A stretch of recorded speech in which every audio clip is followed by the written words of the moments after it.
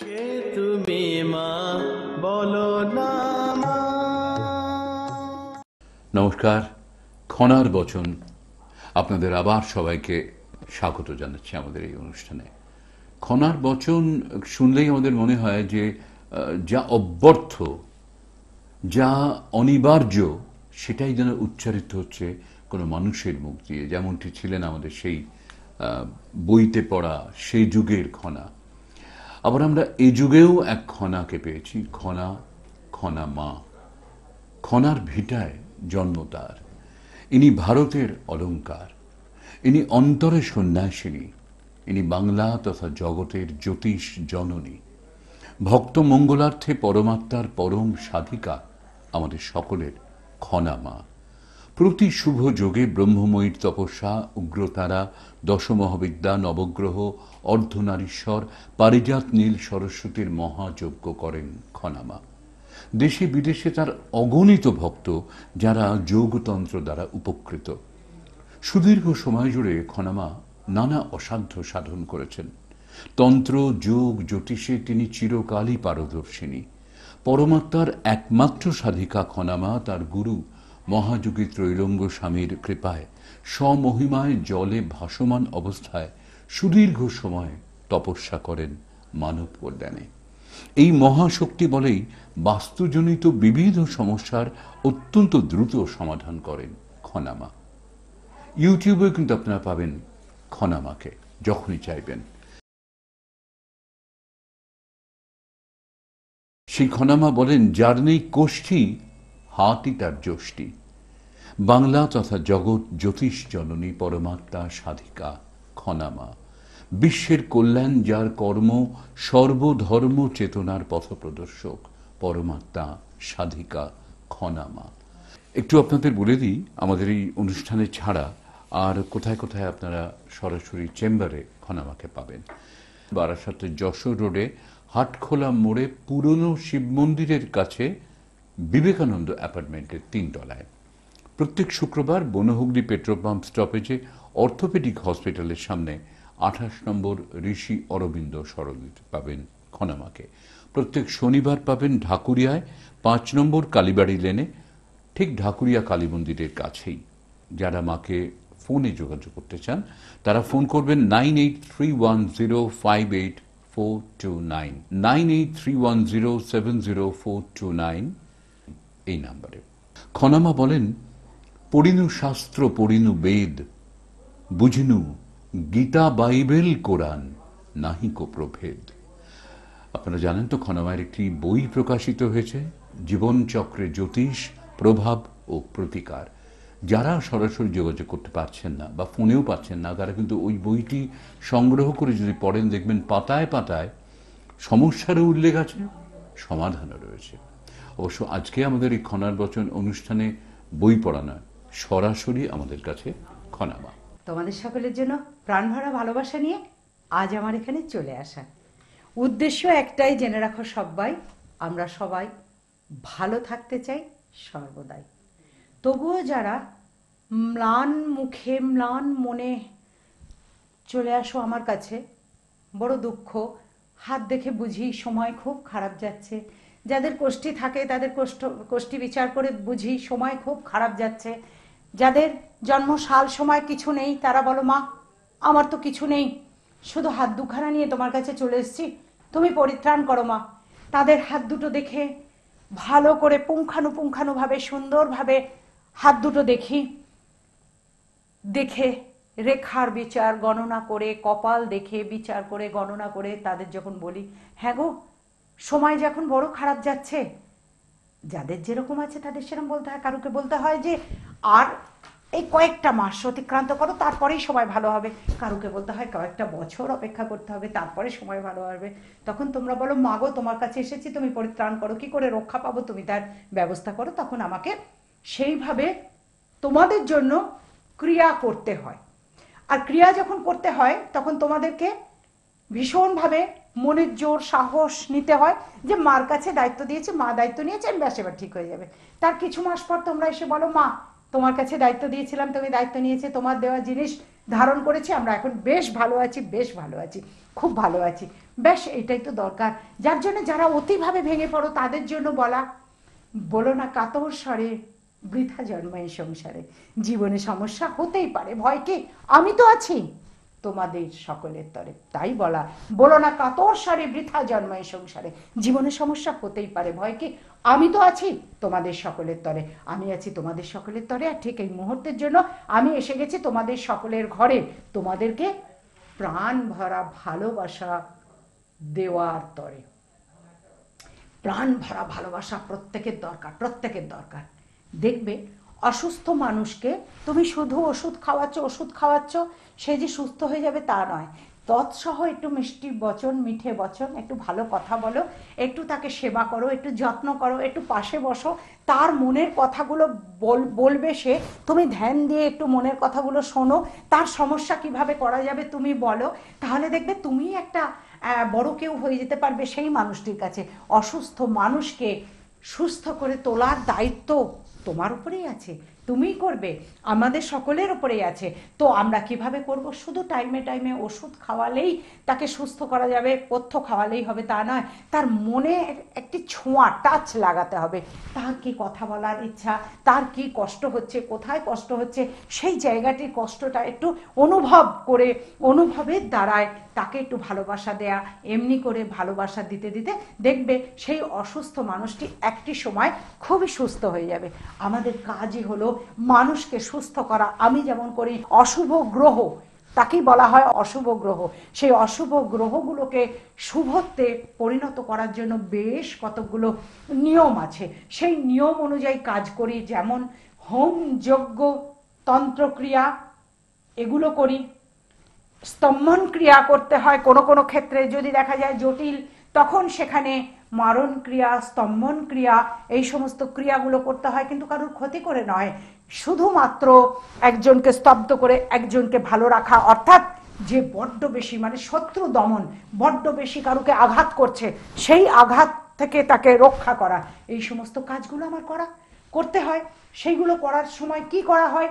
কাজগুলো করার পরে জলে ভাসা, জলে ভেসে তপস্যা করা, জলে ভেসে জপ করা। তার কারণ হচ্ছে, তোমরা যখন দাঁড়িয়ে থাকো, আমি যেখানে জলে ভাসি, অবশ্যই আমি যে যে তীর্থে যাই, শিবরাত্রি তিথিতে শাহী স্নান, অর্ধকুম্ভের শাহী স্নান এলাহাবাদে, এই এলাহাবাদে আগে আগে গেছি, স্নান করেছি, সেখানেও জলে ভেসে জপ করেছি, তোমরা সেগুলোও দেখেছো। যে যেভাবে চাইবে শিব ঠাকুর তার ওপর সেইভাবেই প্রীত হবেন, কিন্তু সেই অনুযায়ী মন্ত্র বলতে হবে, সেই অনুযায়ী ক্রিয়া করতে হবে, সেই ক্রিয়া, সেই মন্ত্র আমি তোমাদের জন্য করব। আমি জলে ভেসে জপ করব এবং তোমাদের জন্য আরাধনা করব, তোমাদের সকলের মঙ্গল করা, এই তোমাদের সকলের মঙ্গল কামনার্থে এইভাবে আমি কাজগুলো করে চলেছি। তাই তো দীর্ঘ বছরের পর বছর কাজ করে চলেছি বলে তোমরা বলো, মা তোমার কাছে এলে শান্তি সহজে মেলে। তার কারণ তোমরা শান্তি পাও কেন? মানসিক শান্তি, বড় শান্তি। মেয়েরা যখন শ্বশুর বাড়ি যায়, তারপরে মাঝে মাঝে একটুখানি সময় পেলে বাপের বাড়ি এসে মায়ের কাছে থাকে, বড় আনন্দ, কি না মায়ের কাছে এসেছে। ছেলে মেয়েরা যখন দূর দূরান্তরে চাকরির সন্ধানে, পড়াশোনার জন্য, চাকরির জন্য যখন দূর দেশে চলে যায়, জীবনে উন্নতি করার জন্য, জীবনকে ভালোবেসে, তখন যখন তারা ছুটি পায়, একটু মায়ের কাছে আসে, একটু বাবার কাছে আসে, গৃহে ফেরে, বড় শান্তি পায়, বড় আনন্দ পায়। তার কারণ কি? মা বাবার কাছে, পিতামাতার কাছে ফিরে এসেছি, আর কোনো চিন্তা নেই, খুব আদর খাবো কদিন, খুব আদর করব তাদেরকে, খুব আদর খাবো তাদের কাছে। তোমরাও যখন আমার কাছে আসো, তোমাদের মুখে সেই প্রসন্নতা আমি খুঁজে পাই, আমি দেখতে পাই, সেই শান্তি আমি অনুভব করতে পারি যে তোমরা আমার কাছে এসেছো এবং এসে সম্পূর্ণ নিবেদন করেছো আমার উপরে, সম্পূর্ণভাবে উজাড় করে ভালোবাসা দিচ্ছ। কি কারণে? যে মাগো তোমারই ওপর করিনু নির্ভর, তোমা বই কিছু জানি না।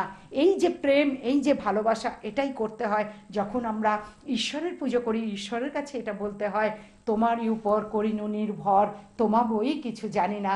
তোমরা এসে আমার কাছে বলো, মাগো তোমারই ওপর করিনু নির্ভর, তোমা বই কিছু জানি না। কেউ কেউ জানো মা এই মন্ত্রটা ভালোবাসে, চেম্বারে আসো, কেউ একটি পদ্ম ফুল, কেউ একটু কিছু মালা নিয়ে আসো চেম্বারে, এসে বলো, মাগো ওং সত্যম শিবম সুন্দরম না আত্মা বলহীনে না লভ্য। অর্থাৎ জানো মায়ের প্রিয় মন্ত্র এটি। মায়ের সামনে এই মন্ত্রটি বললে মা বড় প্রীত হবেন। এবং আবার আমি কি করি, তোমাদের যে মন্ত্র লিখে দিই, যে তোমাদের গ্রহদোষগুলো কাটানোর জন্য যে যে বীজমন্ত্র তোমাদের প্রয়োজন, সেই মন্ত্রগুলো তোমরা ঠিক উচ্চারণ করতে পারছো কিনা আমি বলি, বলো তো একবার যে মন্ত্রটা লিখে দিয়েছিলাম উচ্চারণ করো তো। তোমরা উচ্চারণ করে শুনিয়ে দাও। যদি দেখি উচ্চারণে কোনো ত্রুটি আছে, তখন আমি তোমাদেরকে সেটি সংশোধন করে দিই। কারণ আমি তো আর কেউ না, আমি তোমাদের মা। মায়ের কাজ একটাই, জেনে রেখো সবাই, আমরা কি করতে চাই, সর্বদাই সকল সন্তানকে ভালো রাখতে চাই। তো সর্বদাই সকল সন্তানকে ভালো রাখতে চাইলে কি করতে হবে, সকল সন্তানের যাতে সকল দিক থেকে মঙ্গল হয় সেইভাবে ব্যবস্থা করতে হয়।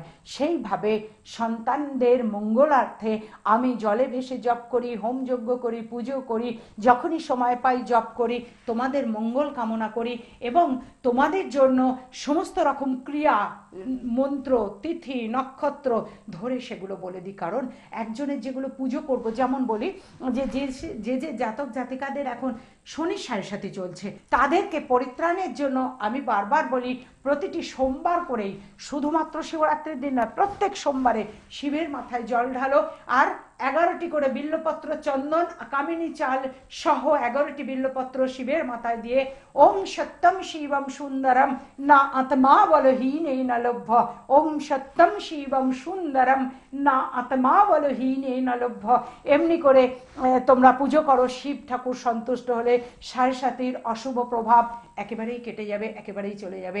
তোমরা সেইভাবে এগো, সেইভাবে চলো, তোমাদের সকলের মঙ্গল। এবং রাহুর জন্য একটুখানি দান করা প্রয়োজন। কি দান করবে? চিনি আর চন্দন কাঠ, চিনি আর চন্দন কাঠ দান করবে। কোনো মন্দিরে, কোনো পুরোহিতের কাছে, যেখানে পুজো হচ্ছে, হোম হচ্ছে, সেখানে একটুখানি চিনি, তোমার সামর্থ্য মতন একটুখানি চন্দন কাঠ, শ্বেত চন্দন কাঠ একটুখানি যদি ঠাকুরের কাছে অর্পণ করতে পারো।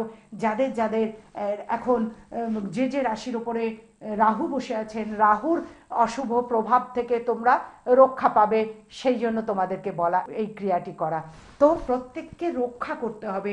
শুধু দেখতে হবে যে কোন কোন ছকের কোন কোন ঘরে কোন কোন রাশি এখন বাস করছে, রাশির সঙ্গে বাস করছে কোন কোন গ্রহ, সেই গ্রহের সুবিধা অসুবিধা প্রভাব তার দেখতে হবে। এবং দেখতে হবে আমাদের 27টি নক্ষত্র, এই 27টি নক্ষত্র কোন কোন রাশিকে কিভাবে কিভাবে বহন করছে, কোন রাশির সাথে কোন নক্ষত্রের খুব সুন্দর মিলন ঘটেছে এখন, এবং কোন রাশির সাথে কোন নক্ষত্রের গরমিল চলছে, এইগুলোকে ঠিক মতো সূক্ষ্মাণুভাবে বিচার করতে হবে। সেইভাবে বিচার করে, যেমন যা আমি বলি, যাদের কোষ্ঠী নেই, যারা কোষ্ঠী নিয়ে আসতে পারছো না, তাদের হাতই জ্যোষ্ঠী, অর্থাৎ হাত দেখেই তাদের বিচার করা যাবে, ভাগ্য বলা যাবে। যাদের কোষ্ঠী আছে তারা যখন আসছো, কোষ্ঠী নিয়ে আসছো, কোষ্ঠী দেখে বিচার করে, হাত দেখে বিচার করে, সূক্ষ্মভাবে বিচার করে তোমাদের পথ দেখিয়ে দিচ্ছি, তোমাদের উপায়গুলো বলে দিচ্ছি।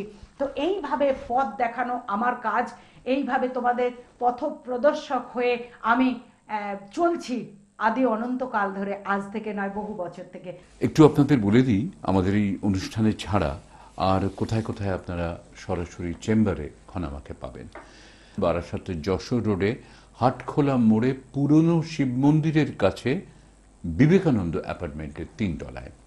প্রত্যেক শুক্রবার বনহুগলি পেট্রোল পাম্প স্টপেজে অর্থোপেডিক হসপিটালের সামনে 28 নম্বর ঋষি অরবিন্দ সরণিতে পাবেন খনামাকে। প্রত্যেক শনিবার পাবেন ঢাকুরিয়ায় 5 নম্বর কালীবাড়ি লেনে, ঠিক ঢাকুরিয়া কালী মন্দিরের কাছেই। যারা মাকে ফোনে যোগাযোগ করতে চান তারা ফোন করবেন 9831058429, 9831070429 এই নাম্বারে। আমি এই কাজগুলো করে তৃপ্ত পাচ্ছি, তার কারণ এই কর্মগুলো করার পর কি করি, জলে ভেসে জপ করি আমার গুরুর নির্দেশে। আমার গুরু যোগীরাজ তৈলঙ্গ স্বামী, তিনি আমাকে স্বপ্নে নির্দেশ দিয়েছেন যে সকল সংসার, শুধু একটি সংসার নয়, সকল সংসারের দায়িত্ব, জগৎ সংসারের দায়িত্ব তোকে পালন করতে হবে। আমি যখন বলেছিলাম কিভাবে পারবো, তখন গুরুদেব স্বপ্নেই বলেছিলেন আমি তোর সঙ্গে আছি, আমি তোর সহায় আছি। তারপরে জানি না কিভাবে পারলাম, কিভাবে জলে ভাসতে পারলাম তার কৃপাতে। শুধু জলে ভেসে থাকা নয়, তৎসহ জপ টানা, জলে ভাসা এবং জপ করা। কিভাবে তোমাদের জন্য যখন কবচগুলো তৈরি করছি, যখন ক্রিয়াগুলো তৈরি করছি, সেইগুলোর কামনার্থে সেইগুলোকে সাথে নিয়ে জলে ভাসছি এবং জপ করছি। আর এই জলে ভাসা শুধু যে একটি মাত্র পুষ্করিণীতে করছি তা নয়, যখন যে জলাশয় কাছে পাই, যখন যে তীর্থে আমি হোমযজ্ঞ করতে যাই, তখন সেখানেই আমি জলে ভেসে তোমাদের জন্য প্রার্থনা জানাই। কখনো বা গঙ্গায়, কখনো বা ত্রিবেণীতে, কখনো বা আর কোথায় করি, এই যে নর্মদা গিয়েছিলাম, আবার কখনো বা আমি যে জায়গায় থাকি, অর্থাৎ এলাহাবাদে তোমরা দেখেছো ত্রিবেণী সঙ্গমে, এলাহাবাদেও জলে ভাসছি। যখন যেখানে যাই সেখানেই যে জলাশয়, যেখানেই ঈশ্বর আছেন, যেখানেই মন্দির আছেন সেখানেই জলাশয় আছে। যখনই সুযোগ সুবিধা হয় সেখানে জপ টানি তোমাদের মঙ্গলের জন্য, তোমাদের সকলের কল্যাণের জন্য। তোমরা কেউ বা আসো পিতামাতার জন্য, কেউ বা আসো শ্বশুর শাশুড়ির, কেউ বা সন্তানের জন্য, কেউ বা স্বামীর জন্য, কেউ বা ভাই বোনের জন্য, কেউ বা আসো আত্মীয় স্বজনের জন্য। যখন লাইভ অনুষ্ঠান হয় তখন অবাক হয়ে যাই, কেউ ফোন পেয়ে বলছো আমার মাস্তুতো ভাইয়ের জন্য। এই যে ভালোবাসার টান, আমার এগুলো খুব ভালো লাগে। শুধু নিজের কথা ভাবা নয়, অপরের কথা ভাবা। এসো আমরা এইভাবে একত্রিত হয়ে একে অপরের ভাবনা ভাবতে থাকি, তাহলে দেখবে আমি যদি অন্যের জন্য ভাবি, তুমি যদি অন্যের জন্য ভাবো, তোমার ভাবনা ঈশ্বর ভাববেন। কারণ ঈশ্বর জানেন যে এই যে আমার সন্তানকে ভালোবাসছে, আর বিশেষ করে যাদের সময় খারাপ যাচ্ছে, যাদের কষ্টের দিন চলছে, কখনো তাদেরকে আঘাত করো না, কষাঘাত করো না, কখনো আঘাত করো না। যার জানবে সময় খারাপ যাচ্ছে, এখন কষ্টের সময় চলছে, কেউ বা অসুস্থ, কারো বা চাকরি চলে গেছে, কারো বা সংসারে অশান্তি লেগেছে, কারো বা পারিবারিক ঝঞ্ঝাট চলছে, অনেক প্রতিবেশী আছে তার সুযোগ নেয় না, এসো তুমি অন্তত সেটা করবে না, কারণ তুমি যে আমার সন্তান, এটা করবে না। যখনই দেখবে যে সমস্যায় রয়েছে তাকে সেই সমস্যার থেকে সমাধান করবেন। মা বলেছেন, সারদা মা বলেছেন যে জগৎ সংসারে যে যখন কষ্টে আছে তাকে রক্ষা করা, পরিত্রাণ করাই আমাদের কাজ, তাই আমরা সেটাই করি। আর মা বলেছেন যে জগৎ সংসারে কারো ভুল ধরো না, ভুল যদি দেখতে হয় তো নিজের ভুলটা আগে দেখো, আগে নিজেকে গঠন করো, তৈরি করো, তবে তুমি অপরকে শাসন করতে পারবে। শুধু আমরা ব্যস্ত থাকি অপরকে শাসন করতে, অপরের দোষ দেখতে। দোষ অপরের নয়, দোষ আগে নিজের দেখো, নিজেকে আগে সুন্দর করে গড়ে তোলো, তবে তুমি অপরকেও সুন্দর করে গড়ে তুলতে পারবে। মানুষকে ভালোবাসাই আমাদের কাজ। আমরা জানি মানুষ মানুষের জন্য, জীবন জীবনের জন্য। তো মানুষ যখন মানুষের জন্য, আমরা কেন ভাববো অন্য?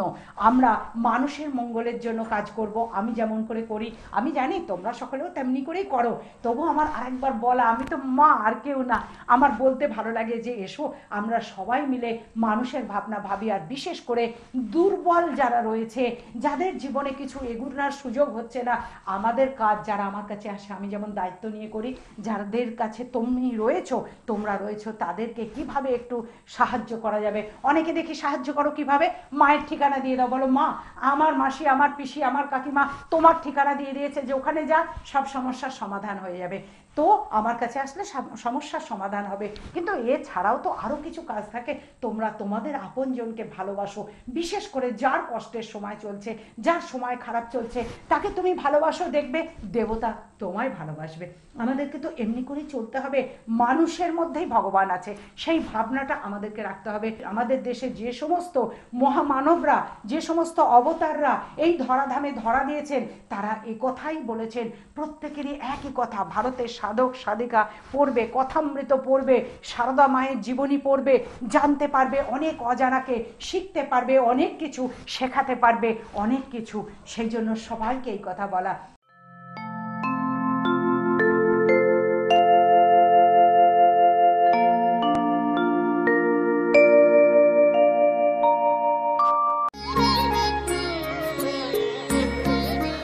সবাইকে প্রাণ ভরা ভালোবাসা, প্রাণের আদর, প্রাণের আবেগ জানিয়ে আমি কিছু কথা বলছি। আজকে এমন সুন্দর মাতৃ আগমনের শুভ আবির্ভাবের সময় এখানে আসতে পেরে আমার ভীষণ ভালো লাগছে। উপস্থিত রয়েছেন মঞ্চে গুণীজনেরা এবং তার সঙ্গে রয়েছেন আমাদের সকলের ঘরের ছেলে জয়দীপ মুখার্জি। উপস্থিত রয়েছ সামনে তোমরা নিজস্ব নিজস্ব গুণীজনেরা, আমার আপনজনেরা, সকলের জন্য রইল প্রাণের ভালোবাসা। আজকে দেবীর আগমনে পঞ্চমী তিথি, এই শুভ পঞ্চমী তিথিতে মাতৃ আরাধনা, মাতৃ সাধনা শুরু হয়ে গেছে। এখানে যে পুজোটি হচ্ছে, এখানে আমরা প্রথম বছর কিন্তু বিভিন্ন জায়গায় পুজো অনুষ্ঠানে যখন যাই, বিভিন্ন জায়গায় নানান রকমের আনন্দ অনুষ্ঠান প্রচার দেখি। এখানে এসে খুব ভালো লাগলো যে দেখলাম একটি সুন্দর নৃত্য হচ্ছে, সুন্দর গান, তার সঙ্গে সুন্দর নৃত্য। এখানে দেখছি সাদা পোশাকে সুন্দরভাবে সব মেয়েরা সুসজ্জিত হয়েছে, দেখে খুব ভালো লাগছে। বুঝলাম প্রাণের ভালোবাসা দ্বারা, প্রাণ ধারা ভালোবাসা দিয়ে মাতৃ সাধনা, মাতৃ আরাধনা হচ্ছে। এটি প্রয়োজন। আমি কামনা করি এমন সুন্দর মহতী অনুষ্ঠান আরও ক্রমশ উন্নতি হোক। জয়দীপ যে কথা বললো, 69 বছরটি 75 হোক, 75 বছরটি 100 বছর পূর্ণ হোক এবং ক্রমশ হতে থাকুক আরও এবং বিভিন্ন অনুষ্ঠান হতে থাকুক। 75 বছরে যখন পদার্পণ করবে আমাদের এই মাতৃ আরাধনার দিবস, সেই দিনেতে আমরা সকলে উপস্থিত থেকে আনন্দ করব এবং আমরা সকলে জয়দীপের কথাতেই বলি যে চেষ্টা করব আরও গুণীজনদের আনতে। যেমন গুণীজনের তুলনা হয় না, রয়েছে জয়দীপ নিজে রয়েছে এবং আরও গুণীজনেরা এখানে উপস্থিত রয়েছেন।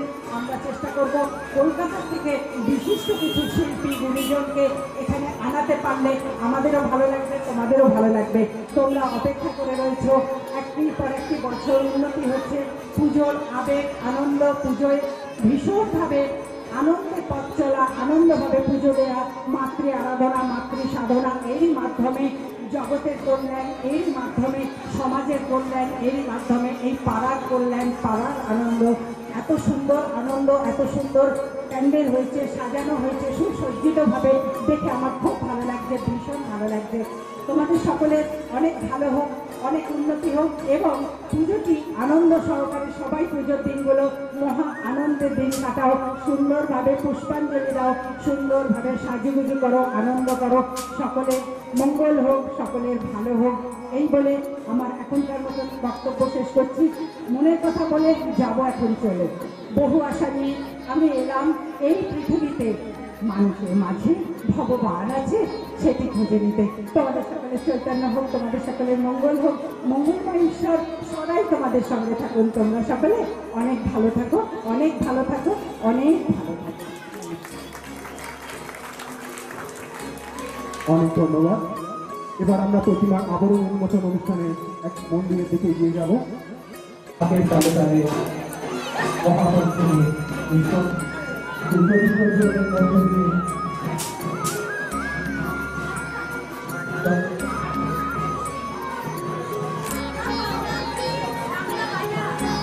তাদের তালে তালে ঊনসত্তরতম ভারতীয় সুবর্ণিকা কবির মঞ্জুরি করছে বিশিষ্ট অংশী উপস্থিত আছেন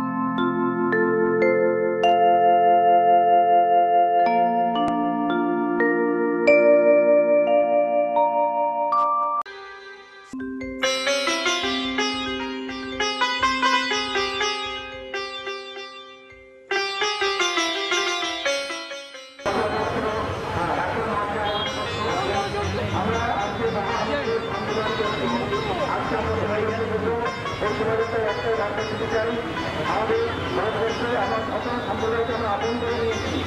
সকল সম্প্রদায় আমাদের সম্প্রদায় এবং কোনো ধর্মই ছোট না। যদি তারা মনুষ্যত্বে জলে দিতে হয় তাহলে কোনো ধর্ম ছোট না।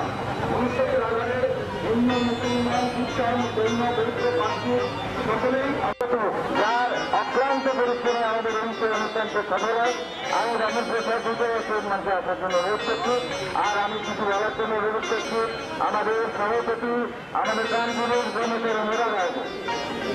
হ্যালো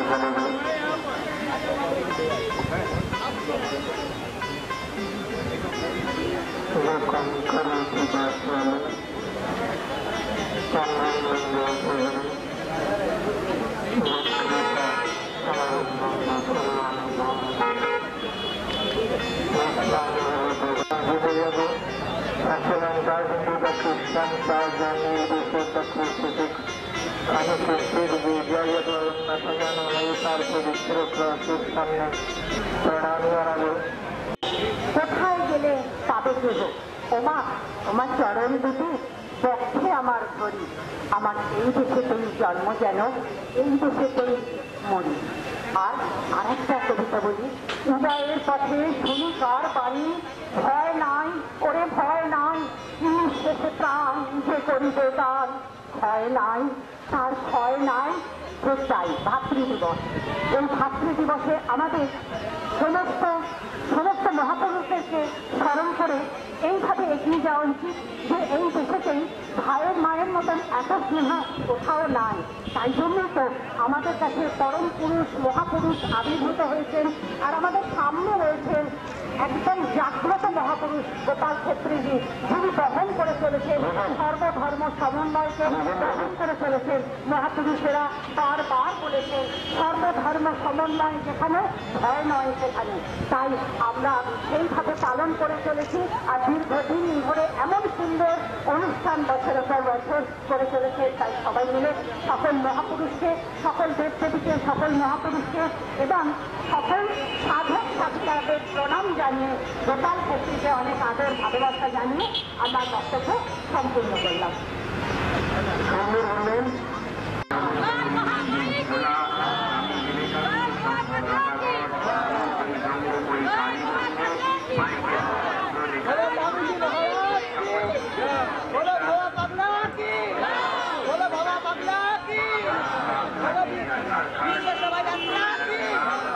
বিশ্ব শোভাযাত্রা কি